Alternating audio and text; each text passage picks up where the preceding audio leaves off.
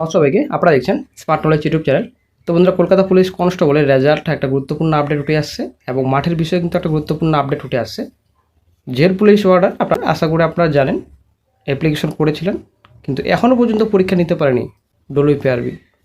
তো আশা করি আমরা জানি একটা মামলায় জড়িয়ে গেছিলো জেল পুলিশ।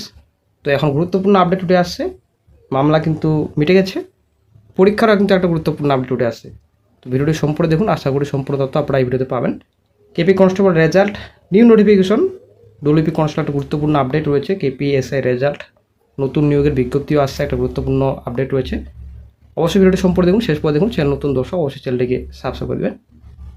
তো নতুন রাজ্য সরকার পুলিশ নিয়ে বড় ঘোষণা করেছেন। মোটামুটি 20K, ঠিক আছে, 20K এর মতো ভ্যাকেন্সি রয়েছে পুলিশে, শিগগিরই নিয়োগ করা হবে এমনই কিন্তু বড় ঘোষণা করেছেন রাজ্যের মুখ্যমন্ত্রী মাননীয় শুভেন্দু অধিকারী। তো ভ্যাকেন্সি মোটামুটি ভালোই রয়েছে।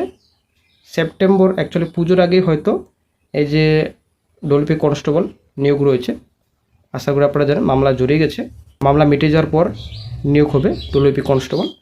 তো রাজ্য সরকার বলেছেন এই বিষয়ে যে মোটামুটি পুজোর আগেই জয়েনিং প্রসেস কমপ্লিট হয়ে যাবে। অ্যাকচুয়ালি পুজোর আগেই কয়েক হাজার চাকরি হবে রাজ্যে।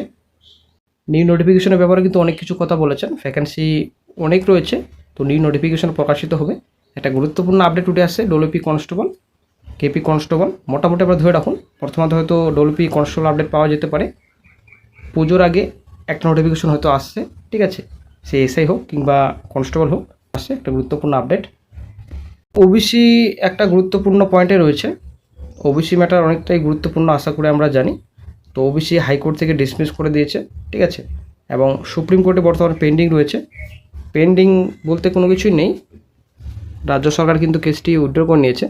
এখন সুপ্রিম কোর্ট কী সিদ্ধান্ত নেয়, কী নির্দেশ দেয়, সেটাই কিন্তু এখন দেখার বিষয়। 8 তারিখের পর একটা গুরুত্বপূর্ণ আপডেট পাওয়া যাবে।